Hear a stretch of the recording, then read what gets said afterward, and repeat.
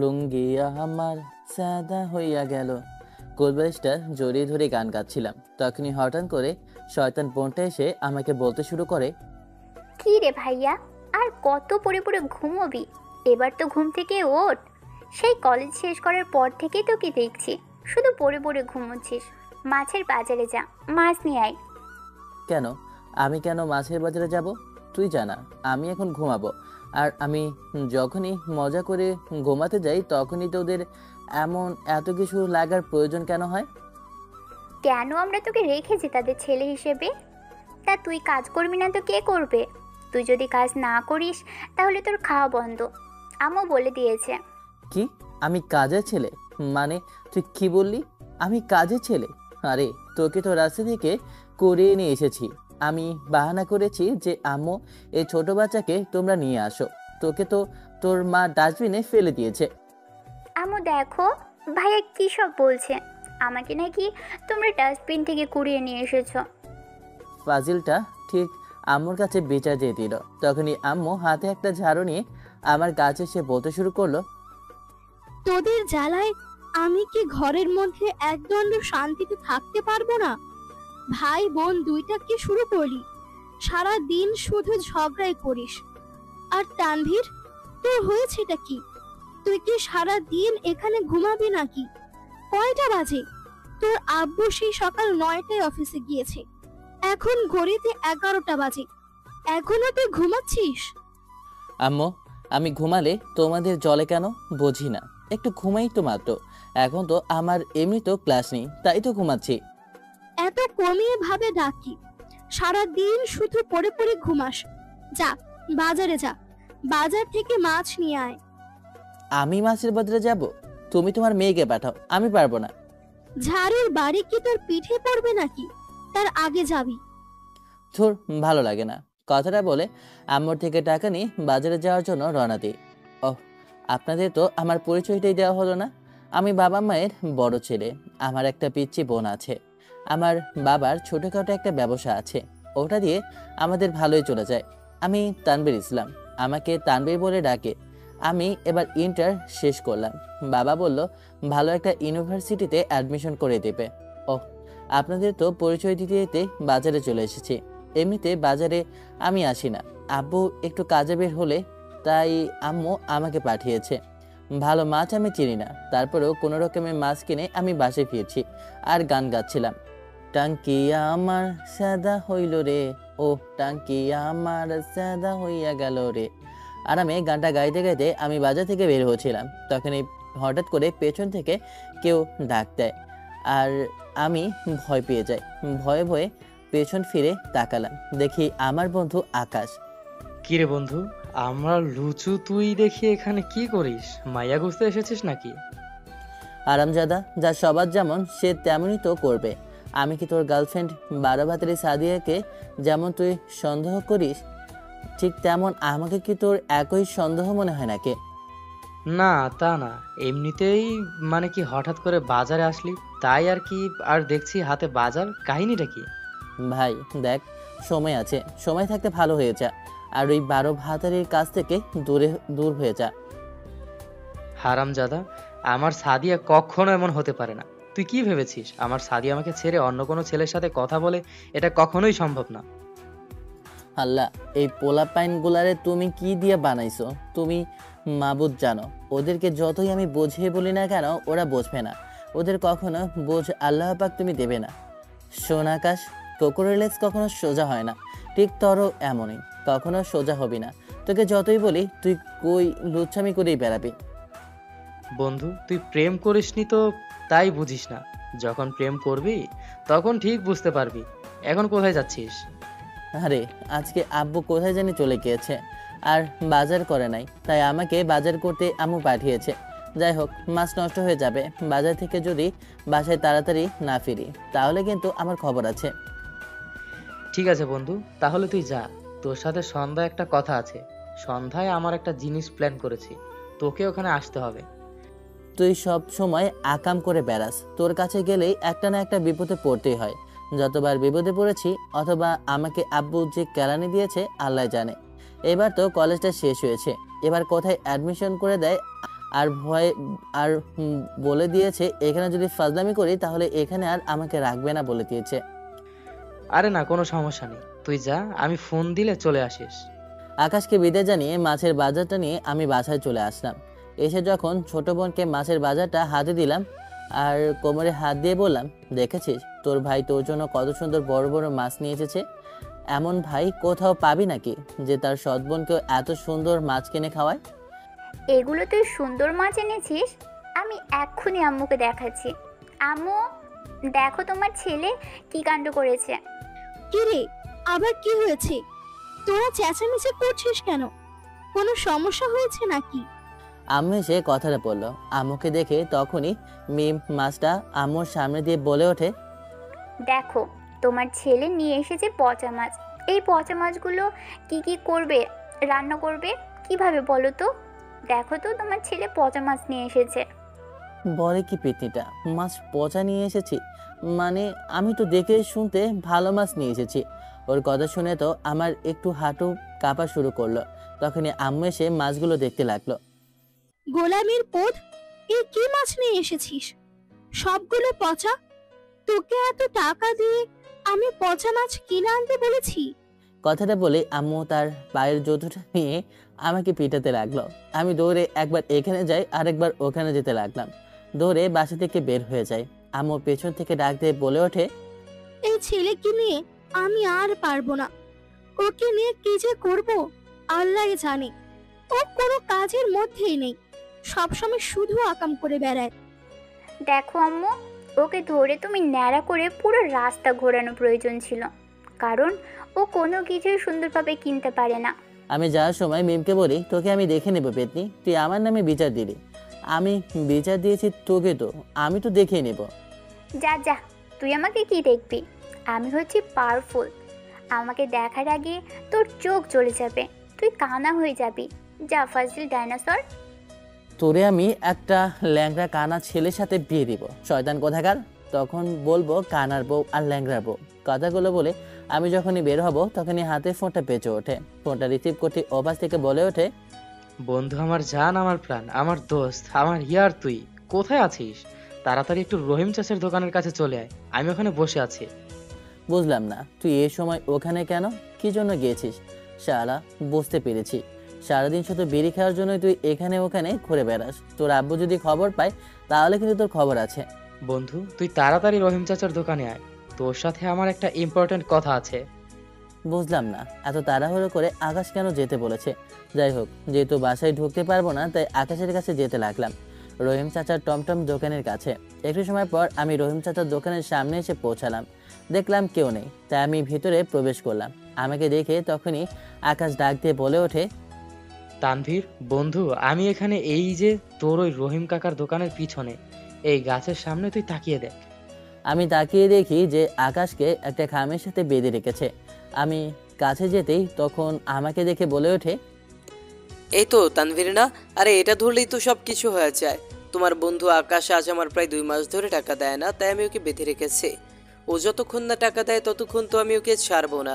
তুমি যেহেতু এসেছো, এখন তোমাকে আমি যেতে দিব না। যত সময় ধরে আমার টাকা দিবে না, এত সময় পর্যন্ত তুমি আর তোমার বন্ধু এখান থেকে যেতে পারবে না। আকাশের বাচ্চা, তোকে আমি ছাড়বো না হারামজাদা। তোর জন্য এখন আমাকে এখানে ধরেছে।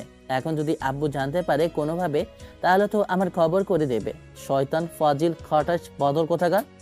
বন্ধু এত গালি দিস না আমাকে, চাও এতটা গালি দেয় নাই যতগুলো গালি দিচ্ছিস। রহিম চাচার শ্বশুর আপনি তো চালিয়ে রাখবো, সাদি আমার বউ। একটা থাপ্পড় বসিয়ে দেই। আকাশ কান্না করতে লাগলো। শালার পাগল হয়ে যা ইচ্ছা তাই বলতেছে, তাই এখন ওর মেয়ের কথাও বলে ফেলেছে। আমি জানি ওকে যদি ওর বাবাকে কল করে বলি, তারপরে ওর বাবা বলবে যে আমি জানি না। কিন্তু আমি তো আমার টাকা ছাড়া ওকে ছাড়বো না, তাই আমি সিদ্ধান্ত নিয়েছি তোমার বাবাকে কল করব। না চাচা, এমনটা করবেন না। আব্বু যদি এখানে আসে তাহলে কিন্তু আমাকে একদম কভার করে ফেলবে। আমি এত কিছু জানি না, তোমার বন্ধু তুমি জানো। আমি তোমার বাবাকে কল করে বলে দিয়েছি, মনে করছে এখন চলে আসতেছে। মার ডালা হারামজাদার জন্য এখন মনে হচ্ছে আমাকেও মায়ের খাওয়ার থেকে কেউ আটকাতে পারবে না। শুধু শুধু আমি এখন আজাইরা মায়ের খাবো। সব টাকা তোমাকে দিয়ে দিবে, এখন ছেড়ে দাও না। আমার এখানে মান আছে, এখান দিয়ে কত মানুষ যাতায়াত করে। ভবিষ্যতে আমি তোমার মেয়ের জামাই হব, তাই না? হারামজাদা, তোকে আমি আমার মেয়ের জামাই বানাবো তাই না? তোকে পিটিয়ে আমি এই এলাকা ছাড়া করব? তোর সাহস কত বড়, তুই আবার আমার মেয়েকে বিয়ের কথা বলিস? কিন্তু এই কথা বলতে পারবে না আমার কিসের কম আছে বলো? আমার সব দিক থেকে আছে। হ্যাঁ, তোর তো চাপ দিক থেকে আছে, সব জায়গার মধ্যে তোর বাটপারি লুকিয়ে আছে। আর কোথায় কোথায় বাটপারি করেছিস আল্লাহই জানে। এই গুণটা তোর বেশ ভালোই আছে।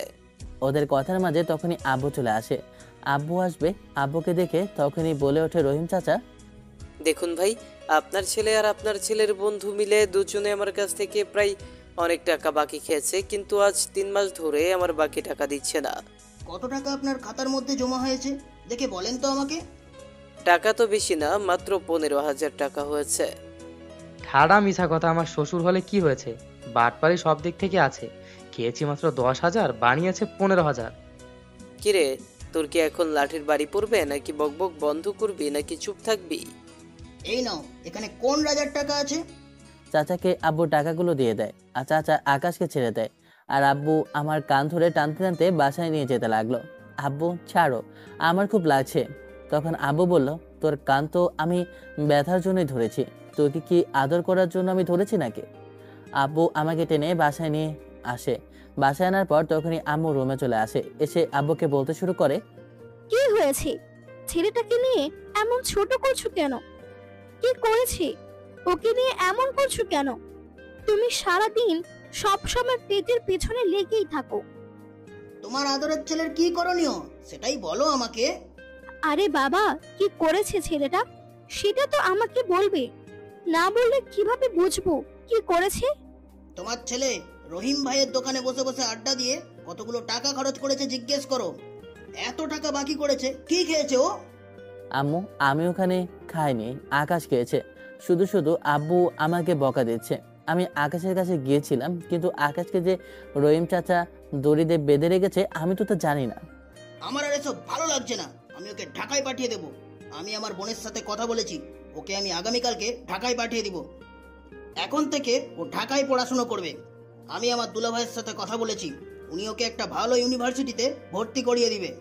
কি, আমি ঢাকায় পড়াশোনা করব? না আম্মু, আমি ঢাকায় যাব না। আমি তোমাদেরকে ছেড়ে কিভাবে ঢাকায় থাকবো বলো? তোকে থাকতে হবে, আর আমি কিচ্ছু জানি না, আর এটাই আমার ফাইনাল কথা। আমি এখন গেলাম, আমি যেন তোকে দেখি আগামীকালের ভেতরে সবকিছু তুই রেডি করে রেখেছিস।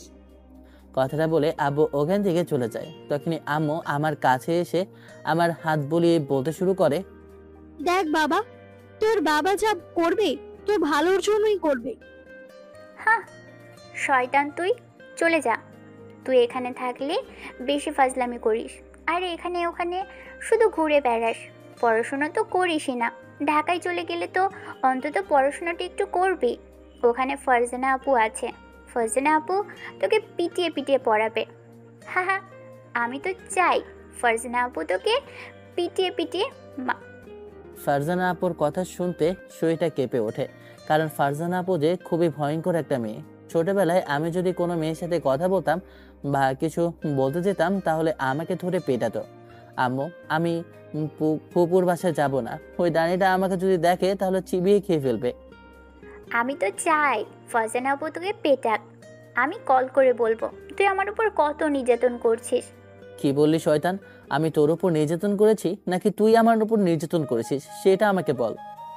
এই, তোরা এখন চুপ করবি? তোরা দেখে আবার সাপের মতো আর বেজির মতো লেগে গেলি। চুপ কর এখন। তানভীর বাবা, তুই এখন তোর আব্বু যা বলে তাই শোন। তুই একটু তোর বাবার কথা শুনে চল। আম্মু তুমিও বলছো? আচ্ছা ঠিক আছে, তোমরা যদি চাও আমি ঢাকা গেলে তোমরা খুশি থাকবে তাহলে ঠিক আছে, আমি ঢাকায় চলে যাব। কথাটা বলে আমি রাগ করে নিজের রুমে চলে যাই। শুধু শুধু ছেলেটাকে এভাবে কষ্ট দেওয়া ঠিক হলো তোমার?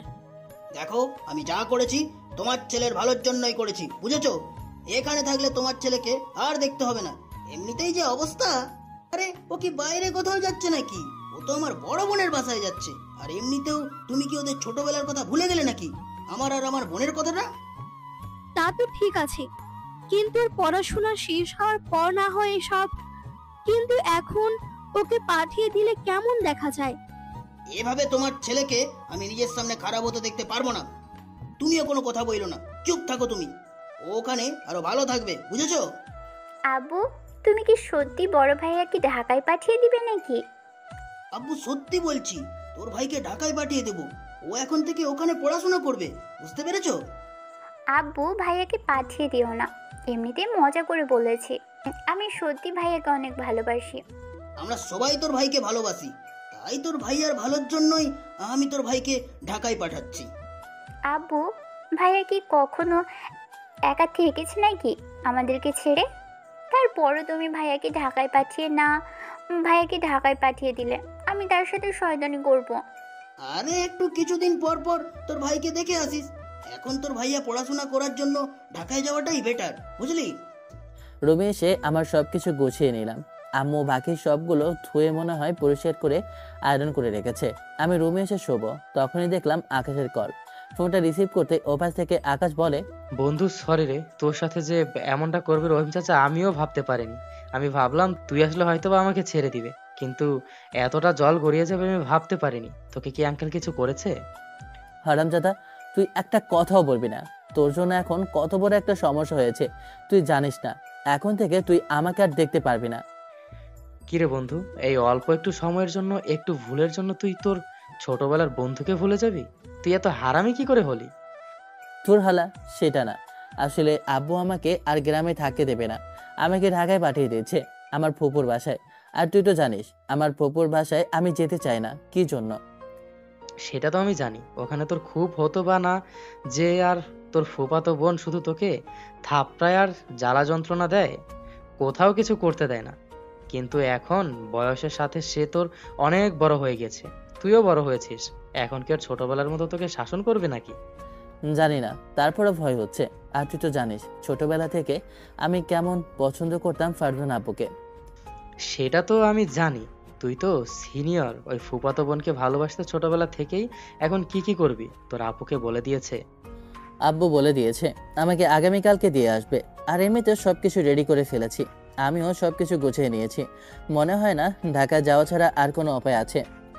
আচ্ছা ঠিক আছে, যেহেতু আইটেল ডিজিটাল নিয়েছে, তোকে ঢাকায় এডমিশন করে দিবে, তাহলে সমস্যা নেই। তুই যা, আমি আব্বুকে বলি, কারণ আমারও ইচ্ছা ঢাকায় পড়াশোনা করার। আর তুই যেখানে থাকবি না ওখানে আমি থেকে কি করব? আমিও কিছুদিন পর ঢাকায় চলে আসব, আমার খালুর বাসা ওখানে। আকাশের সাথে আরও কিছু সময় কথা বলে আমি ঘুমিয়ে পড়ি। এরপর সকালবেলা ঘুম থেকে উঠতে তখনই আব্বু এসে বলে ওঠে, কিরে তানভীর, ঘুম থেকে উঠেছিস বাবা? যা রেডি হয়ে নে, গাড়ি দাঁড়িয়ে রয়েছে। আমি রেডি হয়ে সব কিছু ঠিক করে বাসার বাইরে যেতে লাগলাম। ছোট বোন মিম এখনো ঘুমাচ্ছে।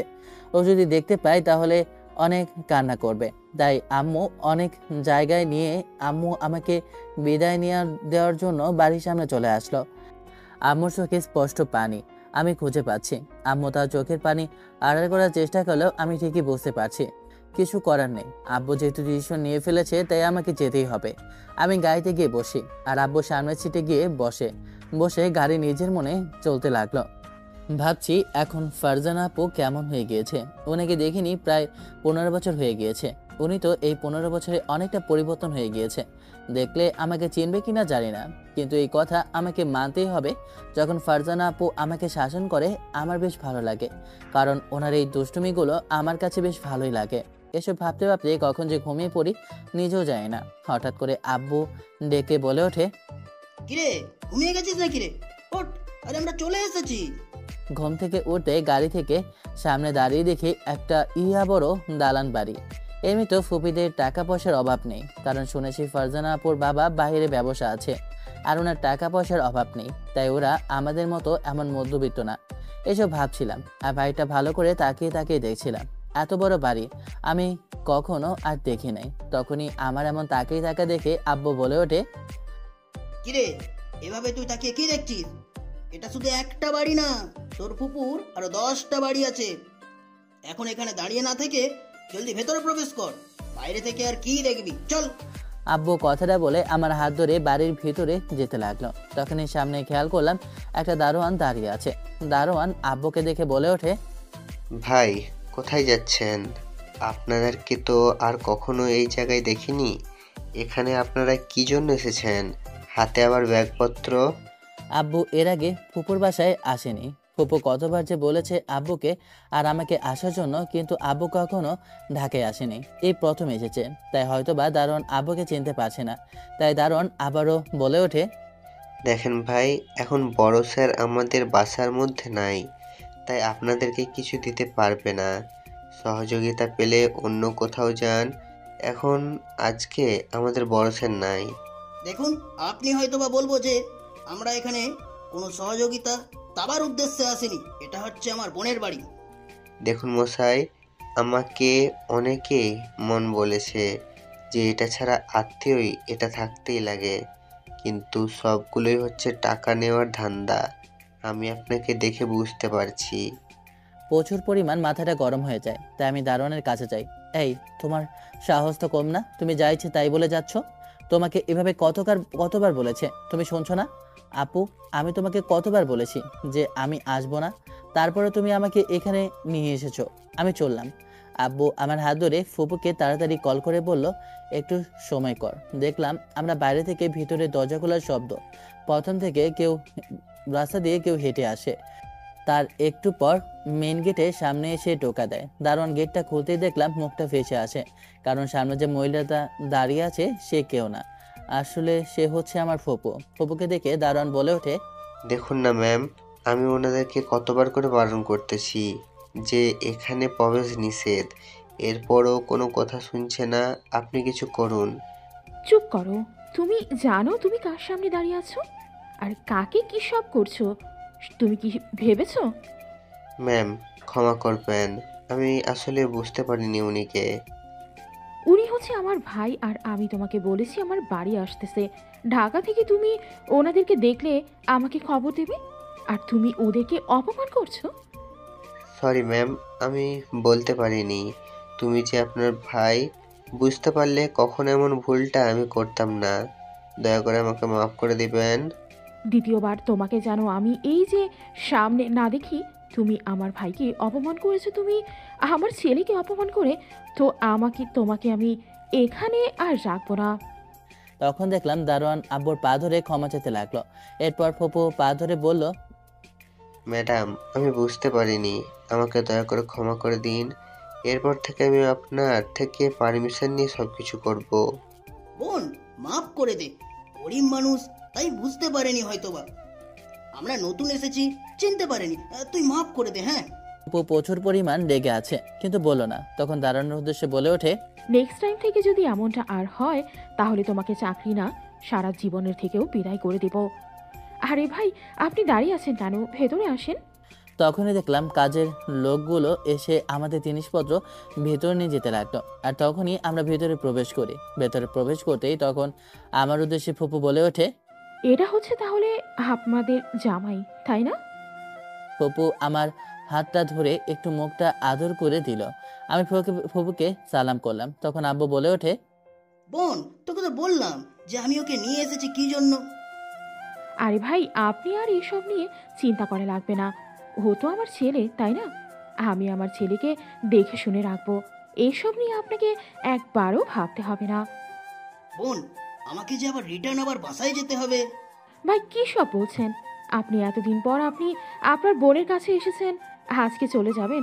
2-4 দিন না থেকেই কিছু না খেয়ে এখান থেকে আবার সোজা চলে যাবেন? আমি কিছু বুঝলাম না। আরে বোন, যেহেতু ছেলেকে দিয়ে এসেছি তাহলে তো আসবোই। আর বোনের বাসায় আমি আসবো না বোনকে দেখতে? এটা কখনো হয়?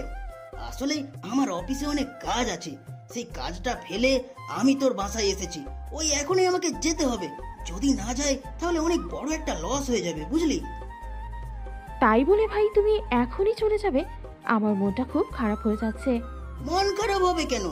এই তো তোমাদের জামাইকে দিয়ে যাচ্ছি। আব্বুর কোনো কথাই বসেছি না। তখন ফুপু আব্বুর হাত ধরে ভিতরে নিয়ে যায়। এরপর আব্বুকে খাইয়ে দিয়ে তারপর নামিয়ে দেওয়ার জন্য তাদের একটা গাড়ির ড্রাইভারকে বলে গাড়ি বের করে আব্বুকে বাসায় দিয়ে আসতে। আমি বাড়িটা দেখে তো অবাক হয়ে যাই, কারণ এত বড় বাড়ি আমি জীবনেও কখনো দেখিনি, এবং কি এত সুন্দর, রাজপ্রাসাদের মতো সুন্দর। তখন ফুপু বলে ওঠে, কি রে বাবা, তানভীর তোর বাসাটা পছন্দ হয়েছে? চল তোকে তরুণটা দেখিয়ে দিই। আর হাত আগামীকালকে আমি গিয়ে তোকে অ্যাডমিশন করিয়ে দেব। সব কিছুতে দেখলাম, কিন্তু আঙ্কেল কোথায়? আর ফারজানা আপুই বা কোথায়? ফারজানা ইউনিভার্সিটিতে গিয়েছে, আর তোর আঙ্কেল ব্যবসার কাজে একটু বাইরে গিয়েছে। চল তোর রুমটা দেখিয়ে দিই, ওখানে গিয়ে তুই ফ্রেশ হয়ে নে, এরপর সব কিছু গোছগাছ করে নে। আমি খাবার বাড়ছি তোর জন্য। ফুপু রুমটা দেখিয়ে দিয়ে চলে যায়। রুমটা অনেক বড় রুম। রুমটা দেখে তো আমি অনেক খুশি হয়েছি। এত বড় রুম আমি হয়তোবা আগে কখনো দেখিনি। এত সুন্দর করে সাজানো এবং কি এত পরিমাণ ফার্নিচার আছে। আমি সব কিছু ঘুরে ঘুরে সুন্দর করে গুছিয়ে রাখতে লাগলাম। এরপর সব কিছু গোছানোর পর আমি ওয়াশরুমে গিয়ে ফ্রেশ হয়ে আসলাম। কিছুক্ষণ পর নিচে আসলাম। নিচে আসার পর ফুপু বলে, বাবা, তোর পছন্দের সব খাবার এখানে রান্না করা আছে, যা লাগবে তুই নিজে কাজের লোকের আছে ওদেরকে বলবি, ওরা তোর সামনে দাঁড়িয়ে থাকবে। তুই কিন্তু এখানে সব খাবারই খাবি, কোনো খাবার নষ্ট করবি না, সব তোর জন্য আমি রান্না করেছি। আমি তো অবাক হয়ে গেলাম, কারণ ফুপু আমার জন্য কতগুলো খাবার রান্না করেছে। সবগুলো খাবার আমার পছন্দের, তাই আমি খেতে লাগলাম।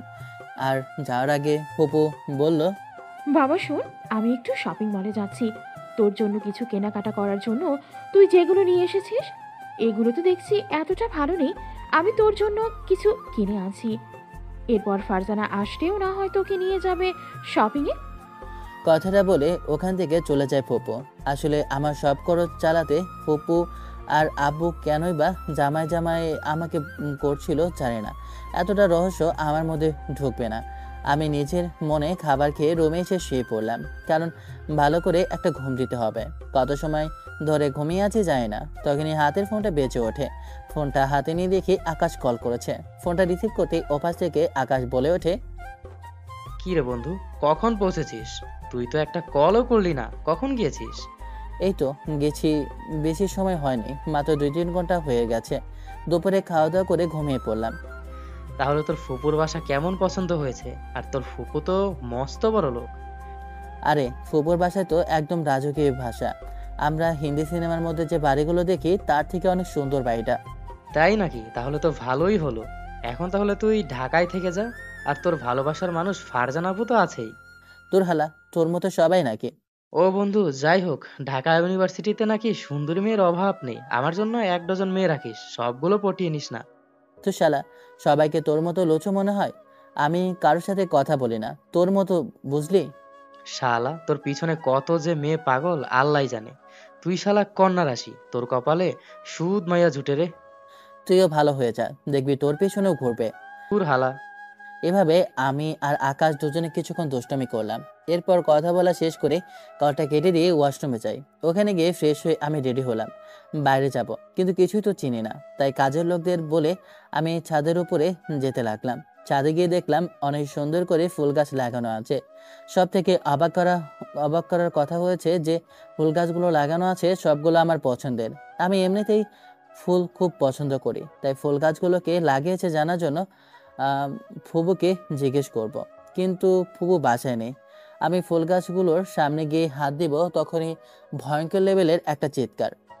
তখন ফারজানা বলল, এই ছাদের উপরে ওঠার তো সাহস কই থেকে হয়েছে? তোকে কে বলেছে ছাদে ওঠার জন্য? আবার আমার পারমিশন ছাড়া আমার ফুল গাছে ধরছিস? আমি পেছন ফিরে তাকাতে দেখলাম একটা সুন্দরী রমণী মেয়ে আমার দিকে তাকিয়ে রাগী চোখে তাকিয়ে আছে। এমন সুন্দরী মেয়ে আমি হয়তো বা আমার লাইফে দেখিনি। তার টানা টানা চোখ আর মায়াবী চাহনি আমাকে পাগল করে দিল।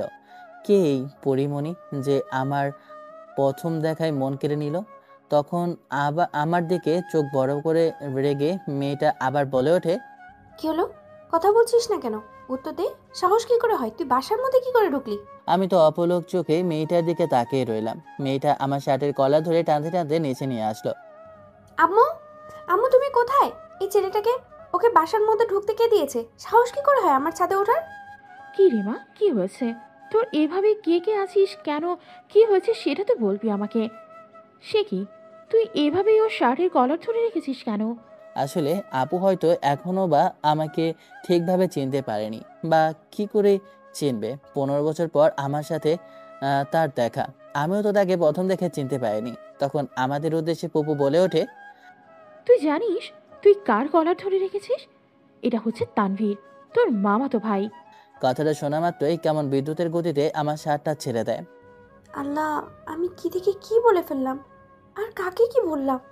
ছি, যার জন্য আমার বাগান তাকেই আমি। ফারজানা আপু এটা শোনার পর লজ্জায় মাথা নিচু করে রইল। তখন আমার দিকে রাগে চোখে ফারজানা বলল, এই, তুই আমাকে বললি না কেন যে তুই তানভীর? আমি এখনো তাকিয়ে রইলাম ফারজানার দিকে। তখন আবার বলল, কি রে, কই হারালি তুই আবার? এত সময় পর যেন আমার ঘোর কাটে। আমি কিছু বললাম না, চুপ করে রইলাম। তখন আপু আবার বলে উঠল, আম্মু, তুমি আমাকে বললে না কেন যে তানভীর চলে এসেছে? আমি ওর জন্য কত সময় ধরে অপেক্ষা করছিলাম। আলাদা নিজের ইমোশনগুলো না ধরতে পেরে কিভাবে কি বলে ফেললাম আবেগের বশতে। জিভের মধ্যে কামড় দিয়ে মাথা নিচু করে ধরে রুমের মধ্যে চলে গেলাম। ফারজানা আপু দৌড়ে রুমের মধ্যে চলে গেল। কিছুই বুঝলাম না, মনে হচ্ছে একটা বাচ্চা কথা বলল, 3 বছরের সিনিয়র। তানভীর বাবা, তুমি এসব বাদ দাও, নিজের রুমে যাও। সকালবেলা তোমাকে আবার আমরা নিয়ে ভার্সিটিতে যাব, ওখানে অ্যাডমিশন করিয়ে দেব। আমি আমার রুমে চলে গেলাম। রুমে গিয়ে ফ্রেশ হয়ে সব কিছু ঠিকঠাক করে রাখলাম। তখনই রুমের ভেতরে আবার ফুপু প্রবেশ করে বলল, বাবা তানভীর, এই নে তোর জন্য আমি এই জামাগুলো নিয়েছি। এগুলো আগামীকালকে পরে তুই ইউনিভার্সিটিতে যাস। আগামীকালকে তুই ফারজানার সাথে শপিংয়ে যা তোর পছন্দ অনুযায়ী জামা নিস। ফুপু, এমনিতে আমার কাছে অনেক জামা আছে, এরপরও কেন এত জামা নিতে গেলে? এরপর আবার বলছো ফারজানা আপুকে আমাকে শপিংয়ে নিয়ে যেতে। বুঝতে পেরেছিস? এখন চুপচাপ করে লক্ষ্মী ছেলের মতো গোসল করে নিচে আয়, আমি তোদের জন্য খাবার বাড়ছি। আমি ওয়াশরুমে গিয়ে গোসল করে রেডি হয়ে নিচে আসলাম। নিচে আসে দেখলাম যে ফারজানা আপু আগে থেকে বসে আছে, মনে হচ্ছে আমার জন্য অপেক্ষা করছে। আমি টেবিলে বসতে ফুপু আমাকে আর ফারজানা আপুকে খাবার দিল। তখনই হঠাৎ করে খানার মাঝখানে ফারজানা আপু তার পা দিয়ে আমার পায়ের ওপর ওঠাতে লাগলো। এমন কাণ্ডে আমি যেন আটকে উঠলাম, শরীরটাও নাড়া দিয়ে উঠলো। তখনই আমার এমন অবস্থা দেখে ফুপু বলে ওঠে, কি রে বাবা, কিছু হয়েছে নাকি? তোর পানি লাগবে, এই নে পানি খা। হ্যাঁ, মুখে পানি খাওয়াও, তোমার ছেলেকে এখন ভালো করে পানি খাওয়াও, তাও পরে তো আবার কত কিছু উঠে যাবে। ফারজানা আপু কথাটা বলে আমার দিকে একটা চোখ মারলো। আমি কিছু বললাম না, চুপচাপ খেয়ে রুমে চলে গেলাম। ফারজানা আপু এমন কেন করছে কিছুই বুঝতে পারছি না আমি। আর কিছু না ভেবে ঘুমাতে যাব, তখনই দেখলাম ফোনটা বেজে ওঠে। দেখি আম্মুর কল। ফোনটা রিসিভ করতে ওপাশ থেকে আম্মু বলে ওঠে, কি রে বাবা, তুই কখন গিয়ে পৌঁছেছিস? আর খেয়েছিস নাকি? হ্যাঁ আম্মু, মাত্র খেয়ে আসলাম। আর আমি তো সেই সকাল 10টার দিকে পৌঁছেছিলাম। আব্বু খেয়েছে? আর মিম কেমন আছে? হ্যাঁ, তোর আব্বু এইমাত্র আসলো, আর মিম শুধু তোর কথা বলছিল। আর আমরা সবাই ভালো আছি। এভাবে আম্মুর সাথে আর মিমের সাথে আরও কিছু সময় কথা বলে কলটা কেটে দেই, কারণ প্রচুর পরিমাণ ঘুম পাচ্ছে। তাই আমি বিছানায় ঘুমিয়ে পড়ি। ঘুমিয়ে আছি, মধ্যরাতে কেউ মনে হলো আমার ঘরে প্রবেশ করলো, কিন্তু অনুভব হলো বুঝতে পারলাম না। গভীর ঘুমে হঠাৎ কেউ আমার মাথায় চুমে খেলো। আমি যখন চোখ হলাম তখন থেকে ঘরে কেউ নেই, হয়তোবা স্বপ্নে দেখছি। এটা ভেবে আবার দরজাটা লাগিয়ে ঘুমিয়ে পড়ি। সকালবেলা কারো নরম স্পর্শে ঘুমটা ভেঙে যায়। চোখ মিলে তাকাতেই যেন আমার সামনে অপর সুন্দরী দাঁড়িয়ে আছে। কি রে তানভীর, আর কত সময় ধরে ঘুমাবি? এবার ঘুম থেকে উঠ, তোকে তো ভার্সিটিতে যেতে হবে। তোকে আম্মু আজকে অ্যাডমিশন করিয়ে দেবে। আমি তো এক নয়নে ফারজানা আপুর দিকে তাকিয়ে রইলাম। মায়াবী চোখের দিকে চোখ যেন আমাকে টানছে। আমি যেন ওনার ওই মায়ায় আবদ্ধ হয়ে পড়লাম। কি রে, এভাবে তাকিয়ে আছিস কেন? তুই কি ঘুম থেকে উঠবি না? সকাল 10টা বাজে তো। ঘড়ির দিকে তাকিয়ে দেখি 10টা বেজে গেছে। আর দেখলাম আমি আপুর দিকে এভাবে তাকিয়ে থাকা দেখে আপু লজ্জা পেল। আমি ওয়াশরুমে চলে গেলাম। ওয়াশরুমে গিয়ে ফ্রেশ হয়ে বের হলাম। এর মধ্যে ফারজানা আপু নিচে চলে গেছে। রুমের ভিতরে এসে দেখি সবকিছু সুন্দর করে গোছানো। এত সুন্দর করে আমি গোছাতে পারি জানতাম না তো। আমি রেডি হয়ে নিচে নামছি। যখনই খেয়াল করলাম আপুর দিকে, তখন দেখি আপু এক নয়নে আমার দিকে তাকিয়ে আছে। আমি নিচে এসে টেবিলে বসলাম। তখনই ফুপু আমাদেরকে খাবার পেরে দেয়। তানভীর বাবা, তোর আঙ্কেল তোকে অ্যাডমিশন করিয়ে দেবে। তোর আঙ্কেল সামনে ওই ভার্সিটিতে আছে, ওখানে মেইন গেটের সামনে দাঁড়িয়ে আছে। তোরা এখনই যা নাস্তা করে। ফুপু, তুমি না বললে আঙ্কেল বাইরে গেছে ব্যবসার কাজে? উনি কখন আবার ফিরলো? আজকেই উনি ফিরেছেন। এয়ারপোর্ট থেকে আসার পর আমি কল করে বলেছি তোকে ইউনিভার্সিটিতে ভর্তি করিয়ে দিতে। ফারজানা যেখানে পড়ে তুই ওইখানেই পড়বে, কারণ তোকে দেখাশোনা করার জন্য ফারজানা আছে তাই। আমি নাস্তা খাচ্ছিলাম, ঠিক ওই দিনের মতো আমাকে ফারজানা আপু পায়ের নিচ থেকে একটা টোকা দিল। আমি চিৎকার করলাম, তখনই আবার ফুপু বলে ওঠে, কি রে বাবা, তোর কি হয়েছে? এমন করছিস কেন? কোনো সমস্যা হয়েছে নাকি? পায়ে ব্যথা লেগেছে নাকি যার জন্য চিৎকার করলি? না তেমন কিছু না, মনে হচ্ছে কেউ পায়ের মধ্যে কামড় দিল, মনে হচ্ছে কোনো পেতনি হবে। কথাটা বলতে খেয়াল করলাম ফারজানা আপু কেমন রেগে চোখ বড় করে আমার দিকে তাকিয়ে রইল। ঠিক আছে বাবা, খাওয়া দাওয়া করে নে। আমি আর ফারজানা আপু খাওয়া দাওয়া শেষ করে একসাথে বাসা থেকে বের হলাম। তখন ফারজানা আপু বলে উঠল, আব্বু ভার্সিটির গেটের সামনে দাঁড়িয়ে আছে, তাহলে তাড়াতাড়ি চল। এখন গাড়ি নিই, তারপর না হয় পরে অন্য কিছু। আমি কিছুই বুঝলাম না। ফারজানা আপু গাড়ি নিয়ে আসলো, আমি গাড়িতে উঠে বসলাম। তখন এই গাড়িটা রওনা দিল ভার্সিটির উদ্দেশ্যে। 10 মিনিট পর ভার্সিটির সামনে গেলাম আর খেয়াল করলাম যে আঙ্কেল দাঁড়িয়ে আছে গাড়ি নিয়ে। আমি আর ফারজানা আপু গাড়ি থেকে নামতে আমাকে দেখে আঙ্কেল বলে ওঠে, তানভীর বাবা, কেমন আছো তুমি? কখন এসেছো? আমাকে কল করছিলে তোমার ফুপু তুমি আসবে, কিন্তু আমি বাইরে ছিলাম। তোমার কথা শুনে আমি তাড়াতাড়ি করে বিদেশ থেকে চলে এসেছি মিটিংটা শেষ করে। আঙ্কেলকে দেখে প্রথমে সালাম দিলাম, এরপর ওনার সাথে কিছুক্ষণ কথা বললাম। এরপর উনি আমাকে নিয়ে গিয়ে এরপর ওখানে আমাকে অ্যাডমিশন করে দিয়ে ওনার সাথে পরিচয় করিয়ে দেয়।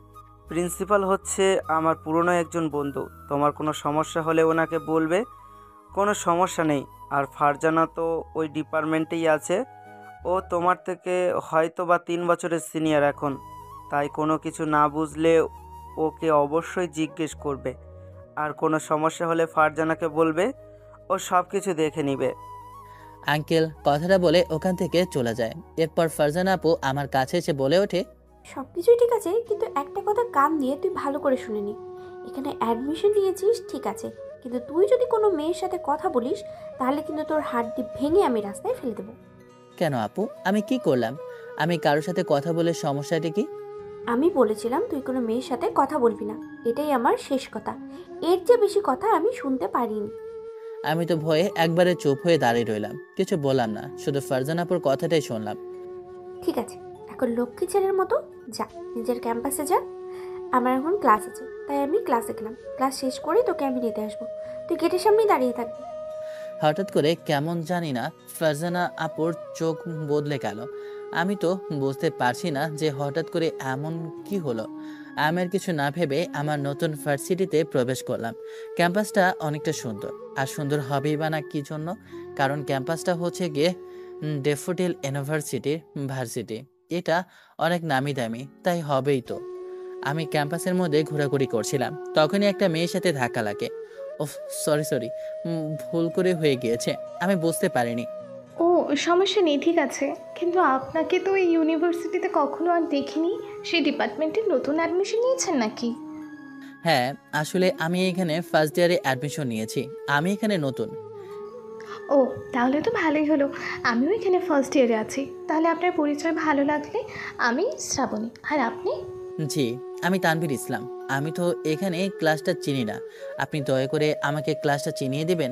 হ্যাঁ দিতে পারি, কিন্তু একটা শর্ত আছে। শর্ত আছে? ঠিক বুঝলাম না, কিসের শর্তের কথা বলতেছেন? আরে বেশি কোনো শর্ত না, আমাকে তুমি বলতে হবে, আপনি বলা যাবে না। আর আমার সাথে ফ্রেন্ডশিপ করতে হবে, তাহলেই বলবো। ও আচ্ছা, এই ব্যাপার। এটা তো কোনো সমস্যা না, আপনি যেহেতু আমার সাথে একই ক্লাসে পড়েন তাহলে তুমি বলাই যায়, আর ফ্রেন্ডশিপ তো করাই যায়। তাহলে এখনো কেন তুমি আমাকে আপনি বলছো? ও আচ্ছা, সরি, তাহলে আমাকে একটু ক্লাসটা দেখিয়ে দাও। এমনিতে ক্লাসের সময় হয়ে গেছে, চলো দুজনে একসাথে ক্লাসে যাই। শ্রাবণী নামের মেয়েটা আমার হাত ধরে ক্লাসের ভিতরে প্রবেশ করলো। সবাই হা করে তাকিয়ে রইল। তাকাবে না কেন? কারণ মেয়েটা যে অপরূপ সুন্দরী। ক্লাসের মধ্যে তাকিয়ে দেখলাম এই মেয়ের মতো সুন্দরী আর কেউ নেই, তাই মেয়েটাকে সব ছেলেরা কেমন জানি না ফিদা হয়ে যায়। আমাকে মেয়েটার পাশে দেখার কারণে ছেলেগুলো কেমন জানি না জেলাস ফিল করতে লাগলো। আমাকে নিয়ে শ্রাবণীর সামনের একটা বেঞ্চে গিয়ে বসলো। সবাই আমাদের দিকে তাকিয়ে রইল। অমনি ক্লাসের মধ্যে স্যার প্রবেশ করে স্যার এসে নিজের মতো লেকচার দিতে লাগলো।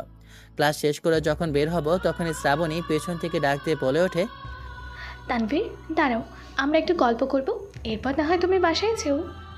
আমি শ্রাবণীর কথায় কি উত্তর দেব বুঝে উঠতে পারছি না। তখনই শ্রাবণী হাত ধরে বলে, আচ্ছা তানভীর, তোমাকে একটা কথা জিজ্ঞেস করব, সত্যি করে বলবে?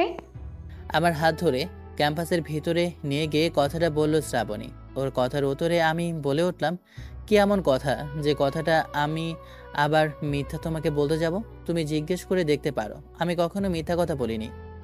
আচ্ছা তানভীর, তোমার কি কোনো গার্লফ্রেন্ড আছে? মানে তুমি তো গ্রাম থেকে এসেছো, এখানে তোমার ফুপুর বাসায়।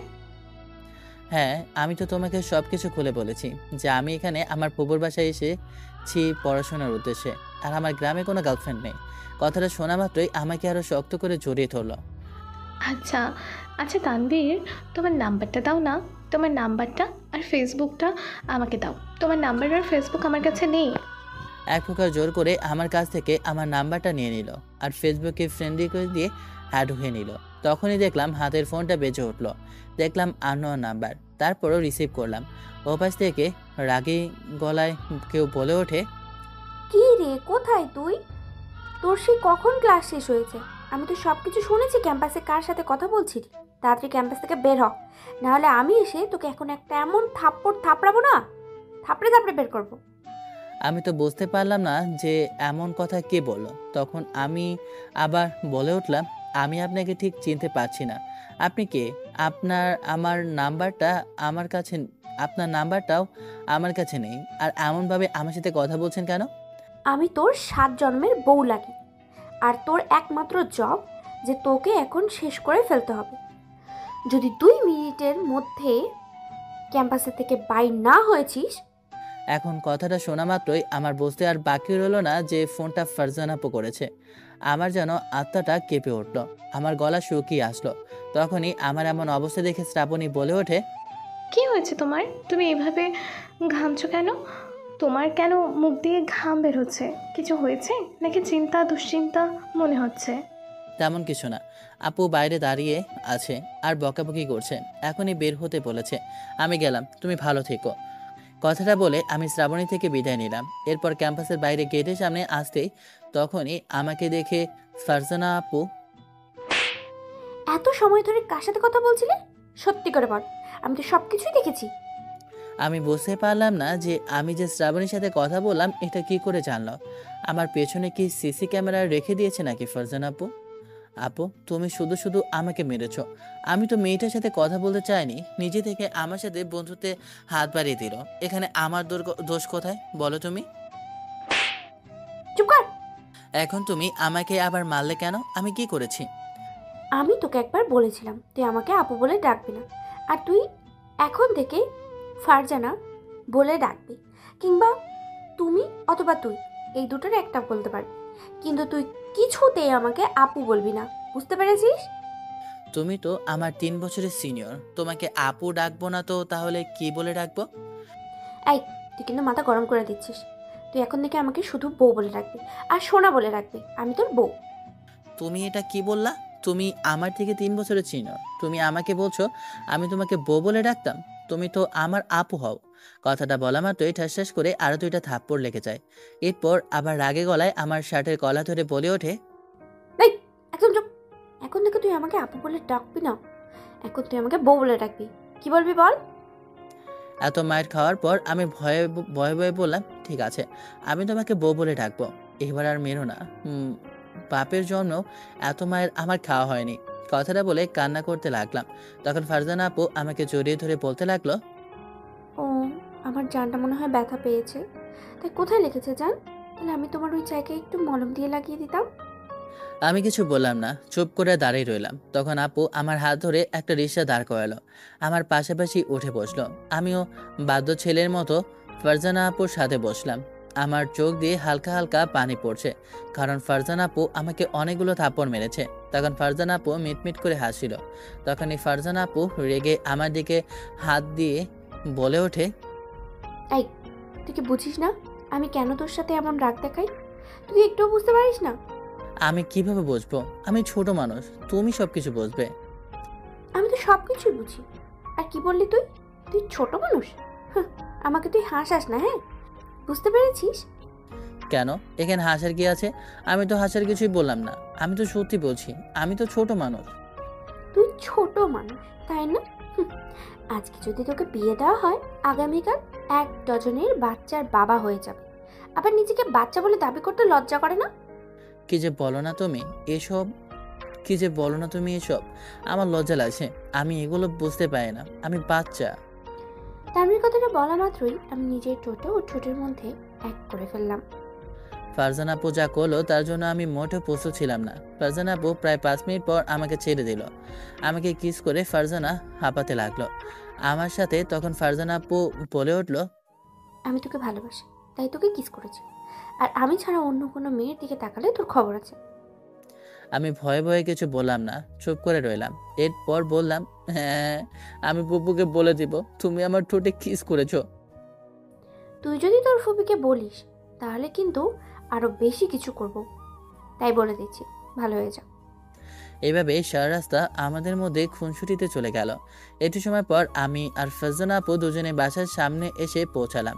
আমাদের দুজনকে দেখে ফুপু হেসে বলে ওঠে, তোরা দুজন উপরে গিয়ে ফ্রেশ হয়ে আয়, আমি তোদের জন্য খাবার বেড়ে দিচ্ছি, তোরা তাড়াতাড়ি আয়।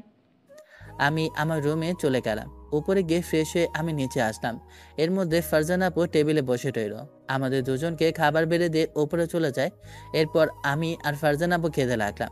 আর ফারজানা আপু আমাকে একের পর এক খাবার দিতেই লাগলো। আমি যতবার বারণ করছি তখনই আমাকে রাগ দেখাতে যে খাবে না কেন, তুই জোর করে হলেও আমাকে খাইয়ে দিচ্ছে। আমি খাওয়া দাওয়া করে এরপর উপরে যাই। উপরে গিয়ে ওয়াশরুমে গোসল করার উদ্দেশ্যে যাই, কিন্তু দুর্ভাগ্যবশত আমি ওয়াশরুমে আমার জামা কাপড় আনতে ভুলে গিয়েছি। আমি ওয়াশরুম থেকে বের হয়ে দেখি আমার সামনে দাঁড়িয়ে আছে ফারজানা আপু। ফারজানা আপুকে দেখে আমি লজ্জায় মুখ লুকালাম। আর ফারজানা আপু কেমন নির্লজ্জের মতো হি হি করে হাসতে লাগলো। কিরে, তোর মনে হচ্ছে আমার সামনে খুব লজ্জা পাচ্ছিস? তুই আমার সামনে এত লজ্জা পাওয়ার কি আছে? হ্যাঁ, আমি তো তোর বউ লাগি, বউয়ের সামনে কিভাবে লজ্জা পায়? বলছি আপু তুমি এসব কি বলছো? তোমার মুখে কি কিছুই আটকে না? তোমার লজ্জা লাগে না? তুমি একটা পরপুরুষকে দেখছো জামা ছাড়া? কথাটা বলা মাত্রই ফারজানা আপু আমার সামনে এগিয়ে আসে আর এসেই আমার তোয়ালাটা ধরে বলে ওঠে, তুই আমার জামাই, তাই আমি তোর সামনে আসলে আমার কেন লজ্জা লাগবে? আর তুই কি বললি, পরপুরুষ? এখন কিন্তু তোর এইটা খুলে ফেলে দেবো আমি। আমি ফারজানা আপুকে ধাক্কা দিয়ে খাটের উপর ফেলে দিই। এরপর দৌড়ে ওয়াশরুমে চলে যাই। ওয়াশরুমে দরজা বন্ধ করে দিই আর পেছন থেকে ফারজানা আপু বলতে শুরু করে, বাবা, আমার জামাইয়ের দিকে খুব লজ্জা। তুমি তাহলে রেডি হয়ে নিচে এসো, তোমাকে নিয়ে আমি শপিংয়ে যাব। ফারজানা আপু মনে হয় চলে গিয়েছে, তাই আমি ওয়াশরুম থেকে বের হই। তারপর জামা কাপড়গুলো আমার ড্রয়ার থেকে বের করে জামা কাপড়গুলো পরে আমি রেডি হয়ে নিচে আসলাম। নিচে আসি দেখি ফারজানা আপু দাঁড়িয়ে আছে। আর ফারজানা আপুকে যেন একটা নীলপরীর মতোই লাগছে। কি এক অপরূপ সুন্দরী, যেন তার মায়া ভরা দুটি চোখ। আমি যেন এই চোখ দুটির মায়ে আবদ্ধ হয়ে পড়লাম। কিরে, শাড়িটা ভালো হয়নি নাকি? তাহলে বল, শাড়িটা চেঞ্জ করে আসি।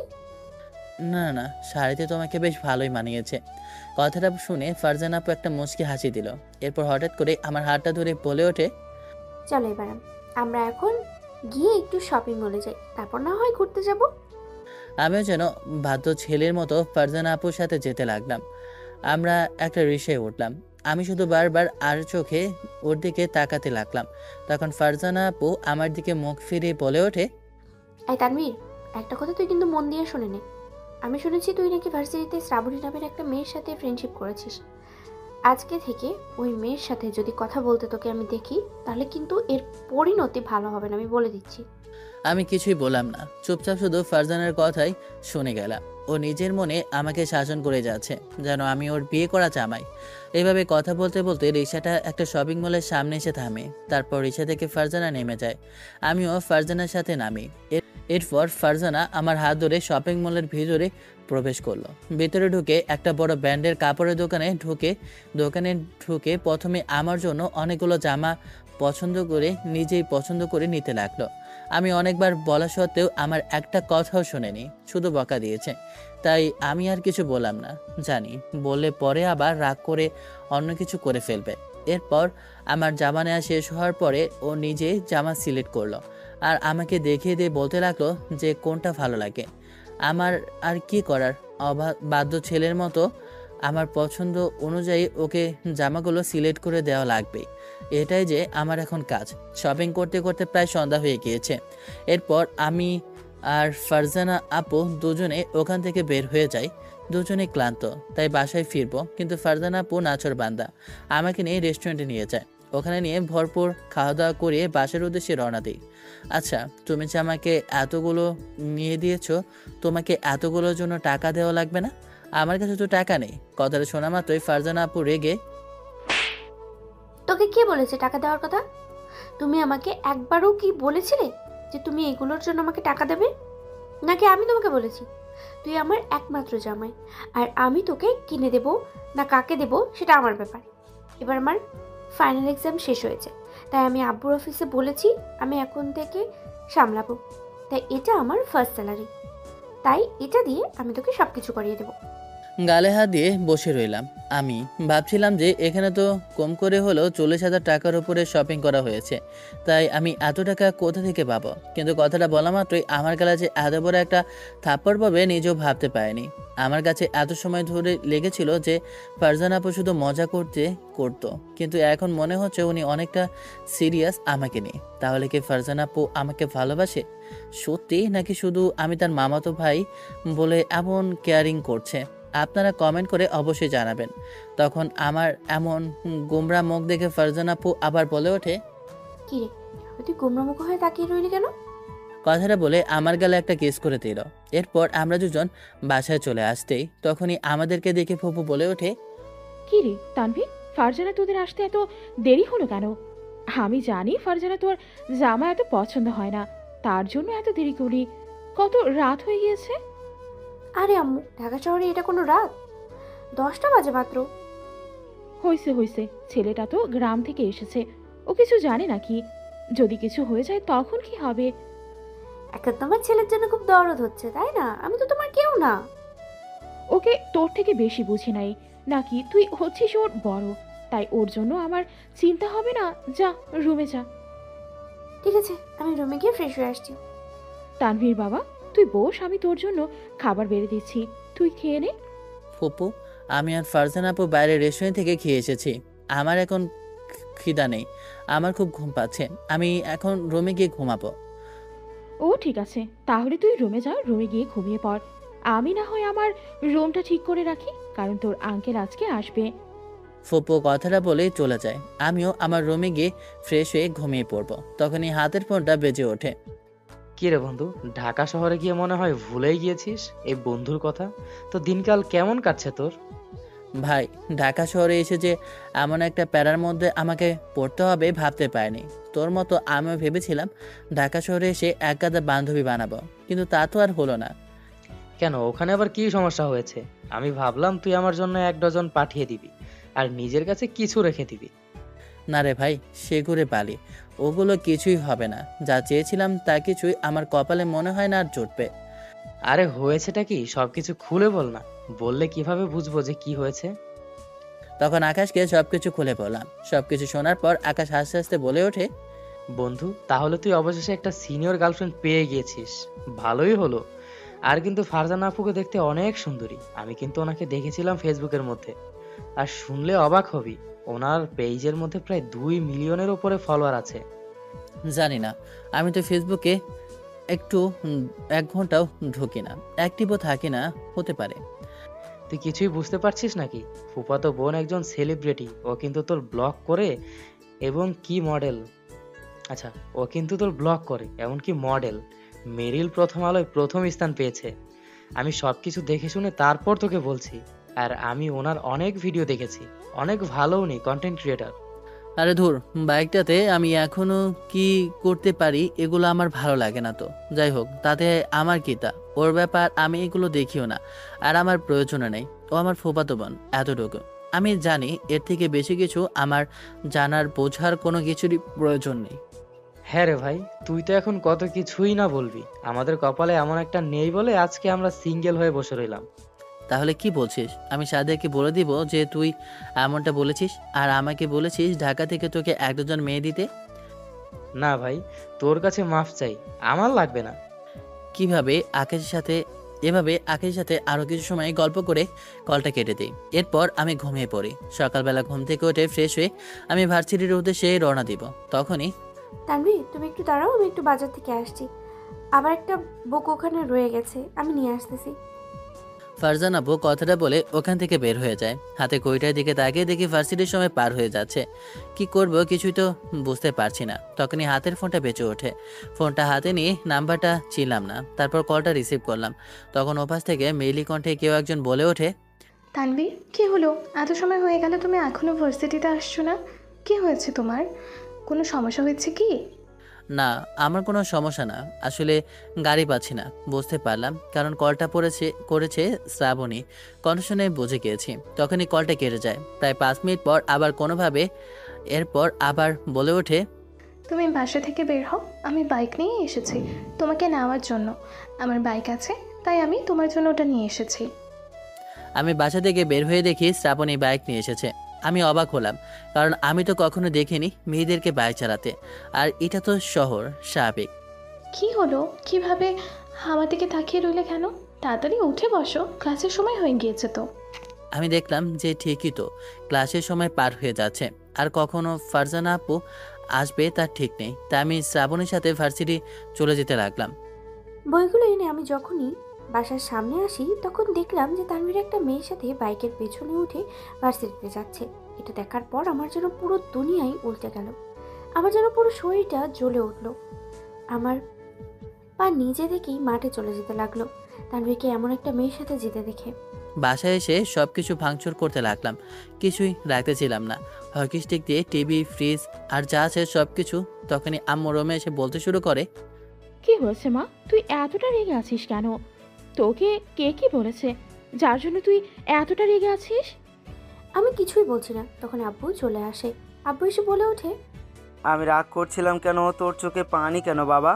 তুই আমাকে বল, একটিবার বল তোর কি লাগবে, আমি তোকে তাই এনে দিব।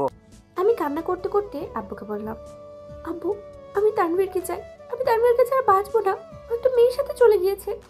তুই রুমে জামা, আমি দেখছি। হ্যাঁ দুলা ভাই বলেন, কোনো সমস্যা হয়েছে নাকি? ভাই আপনি ভাবিকে নিয়ে এবং কি মিমকে নিয়ে সবাই মিলে একসাথে আমাদের এখানে চলে আসেন। আপনার সাথে আমার কিছু কথা আছে। কেমন কথা? যার জন্য আমাকে ওখানে যেতে হবে? কোনো সমস্যা হয়েছে নাকি? আমার বোনের বাবার ছেলের কিছু হয়েছে নাকি বলো? না ভাই, তার থেকে অনেক কিছু বেশি হয়ে গিয়েছে। আপনি আসুন, আপনি আসলেই আমি আপনাকে সব কিছু খুলে বলছি। কি হয়েছে তানভীরের আব্বু? কে কল করেছে?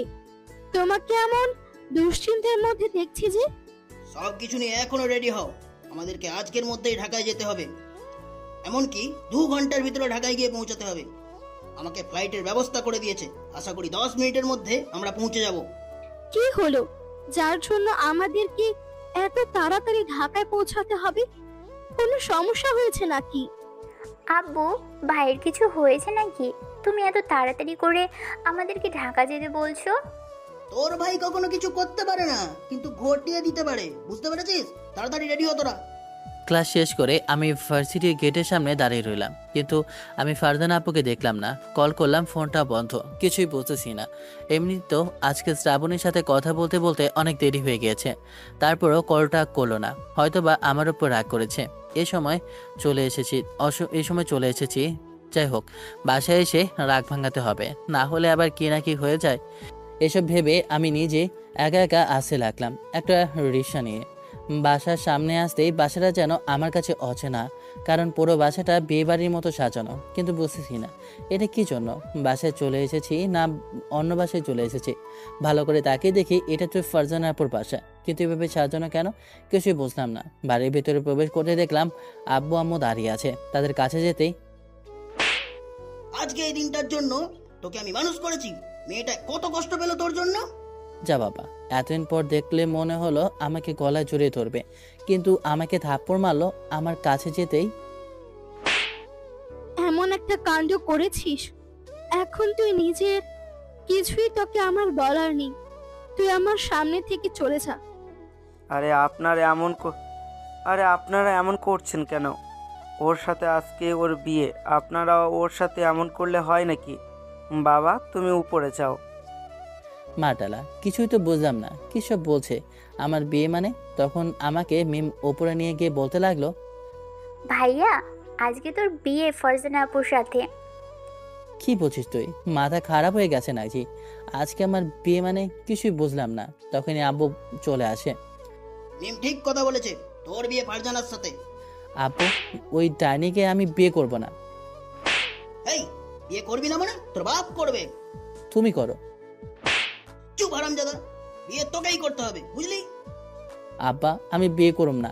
আমার এখনো বিয়ের বয়স হয় নাই, আমি পিচ্ছি। তুই পিচ্ছি তো কি হয়েছে, তোর বউ তো আছে তোকে সব কিছু বুঝিয়ে দেওয়ার জন্য। আব্বা, বিয়ে করে কি করবো আমি? আমার তো এখনো বিয়ের বয়সই হয় নাই। তুমি আমারে শুধু শুধু জোর করে বিয়ে দিতেছো। কেন? বুঝানোর জন্য তোর বউ আছে না, তোকে বুঝাইবো। আর ফারজানা মেয়েটা খুবই ভালো, আমার খুবই পছন্দের একটা মেয়ে, বুঝেছিস? আব্বু যেন আমার কোনো কথাই শোনো না। উনি নিজের মতো করে চলে গেল। দেখতে দেখতে বিয়েটা সম্পন্ন হয়ে গেল। আমি ছাদে দাঁড়িয়ে আছি, তখন মিম এসে বলল, ভাইয়া, আম্মু বলেছে তোকে যাওয়ার জন্য, কারণ ভাবি বসে আছে একা রুমে। আর হ্যাঁ, আম্মু এটাও বলেছে যে আম্মুকে একটা নাতি দেওয়ার জন্য। আর হ্যাঁ, আমার জন্য কিন্তু একটা দুষ্টু ভাইজি লাগবে। হরে বোন, আমার তো তোরা বলির পাঠা বানাই ফেলি, এখন আর কি বলবি? ছোট বোন এটা বলে ওখান থেকে চলে যায়। আমি আর কিছু করার নেই, তাই পাটি পেটিপে নিজের রুমে প্রবেশ করলাম। রুমে প্রবেশ করতে দেখলাম যে ফারজানা বেনারসির সাজে খাটের উপর বসে রইল। আমাকে দেখে খুব আদরে সালাম করলো। আমি কিছুই বললাম না। আমি সোফায় গিয়ে বসলাম। আমার এমন অবস্থা দেখতে পারলে না বুঝতে পারলো যে আমি বিয়েতে রাজি নেই। তাই ফারজানা বলতে শুরু করলো, আমি জানি তুমি এই বিয়েতে রাজি না, কিন্তু আমি রাগের বশতে তোমাকে বিয়ে করেছি। আমি একবারও জানতে চাইনি তোমার কেউ পছন্দ আছে বা অপছন্দ আছে কিনা। কিন্তু বিশ্বাস করো তানভীর, ছোটবেলা থেকেই তোমাকে ভালোবেসে এসেছি। আমার লাইফে আমার কত ছেলেই প্রপোজ করেছে, কিন্তু কাউকে পাত্তা দিইনি। শুধু তোমার জন্য, তোমাকে যে আমি প্রথম থেকে ভালোবেসে এসেছি। তুমি হয়তো জানো না আমি তোমাকে ভালোবাসি। বিধায় তোমার আব্বুর সাথে আমার আব্বু অনেক আগে বিয়ে ঠিক করে রেখেছিল, কিন্তু তুমি হয়তো বিষয়টা জানতেই পারোনি। আমি জানতে পেরেছি তুমি এই বিয়েতে রাজি না, তুমি আমাকে ভালোবাসো না। কিন্তু বিশ্বাস করো, আমি তোমাকে সত্যি ভালোবেসেছি আর ভালোবেসে যাব। তুমি যদি আমাকে ভালোবাসতে না পারো, তাহলে আমাদের মধ্যে হয়তো বা সংসার পাবে না, কিন্তু এতটুকু তুমি বুঝে নিও, আমি তোমাকে ভালোবেসেছি আর সারা জীবন ভালোবেসে যাব। আমি সারা জীবন তোমার জন্য একাই থেকে যাব। কথাটা বলে আমি বাসা থেকে বের হয়ে যাব, তখনই আমার হাতটা কেউ ধরে ফেলে। নিজের মতো করে সবগুলো কথা বলে তো চলে যাচ্ছে, কিন্তু একটাবার তো আমার কথা শোনার প্রয়োজনও মনে হলো না। তানভীরের কথায় আমি মায়াবী চোখে ওর দিকে তাকিয়ে রইলাম, করুণ চোখে। তখনই হাঁটু গেড়ে আমার সামনে তানভীর বলে ওঠে, আমি সত্যিই তোমার ভালোবাসা বুঝতে পারিনি। আমি শুধু বুঝেছি তুমি আমার সাথে মজা করো, কিন্তু বিশ্বাস করো, আমিও কিন্তু তোমাকে ভালোবেসে ফেলেছি। কিন্তু তোমাকে বলার মতো সাহসটুকু আমার মধ্যে ছিল না, যদি আমাদের সম্পর্কটা নষ্ট হয়ে যায়। তুমি বিশ্বাস করো ফারজানা, প্রথম দেখায় তোমাকে আমি ভালোবেসে ফেলেছি। তোমার ওই টারা টারা চোখ, তোমার ওই মায়াবী হাসি আমাকে পাগল করে দিয়েছে। তোমাকে আমি সত্যি ভালোবাসি। তোমাকে যে আমি আমার নিজের চেয়েও আপন করে রাখতে চাই। তুমি কি সারা জীবন আমার এই বুকে আপন হয়ে থাকতে চাও? কথাটা বলা মাত্রই আমাকে জড়িয়ে ধরে ফারজানা কিস করে বলে ওঠে, আমি কান্না করতে করতে জড়িয়ে ধরে বলে উঠি, আমি যে এই পাগলটাকে অনেক বেশি ভালোবাসি। তোকে ছাড়া আমি এক মুহূর্ত বেঁচে থাকতে পারবো না। কিন্তু তুমি আমাকে ভালোবাসো না। আমি শুধু তোমাকে ভালোবাসা দিয়ে এসেছি, তুমি একবার আমাকে ভালোবাসা দাওনি। কি তাই? তুমি আমার কাছ থেকে ভালোবাসা চাও, তাই না? কথাটা বলে আমি ফারজানার কিস করলাম। এরপরে গালে একটা কিস করলাম, এরপরে ওর কপালে একটা কিস করলাম। যা শয়তান, দুষ্টু কি করছো এসব? আমার আম্মু বলেছে ওনার নাকি একটা নাতি লাগবে, তাই করছি। শয়তান বলে মুখে কিছু আটকায় না, না আমি তোর সিনিয়র লাগি। তো কি হয়েছে, রোমান্স করতে মজা বেশি। শয়তান বলো, আমার কিন্তু একটা ছেলে লাগবে। আমার একটা তোমার মতো দুষ্ট মেয়ে লাগবে। তাহলে চলো, ছেলে মেয়ে সব মিলিয়ে তিনটে একসাথে হয়ে যাক। শয়তান বলে রে, কি যে বলে, আমার খুব লজ্জা লাগছে তো। সিনিয়র বউ সামনে এইসব বলতে তোমার লজ্জা লাগে না? পুরুষ মানুষের কিসের লজ্জা আপনারাই বলুন? পুরুষ মানুষের লজ্জা বেশি থাকা কি উচিত, নাকি তাহলে কি তাদের পুরুষ বলা কি উচিত হবে? আপনারা কি বলেন অবশ্যই কমেন্ট বক্সে জানাবেন। আর হ্যাঁ, আমাদের বাসর ঘর আপনারা দেখছেন কেন? যান বাসায় গিয়ে ঘুমান। আর গল্পটা কেমন হয়েছে অবশ্যই কমেন্ট করে জানাবেন, আর অবশ্যই লাইক করবেন। আর যারা যারা ভালো লাগবে না তারাও লাইক করবেন, যাদের ভালো লাগবে তারা প্লিজ ক্যান্ডি লাইক করবেন। আর কিছু দরকার নেই। ভালো থাকবেন, সুস্থ থাকবেন, লাইক কমেন্ট করবেন আর শেয়ার করবেন পারলে। আল্লাহ হাফেজ, বাই বাই, টাটা।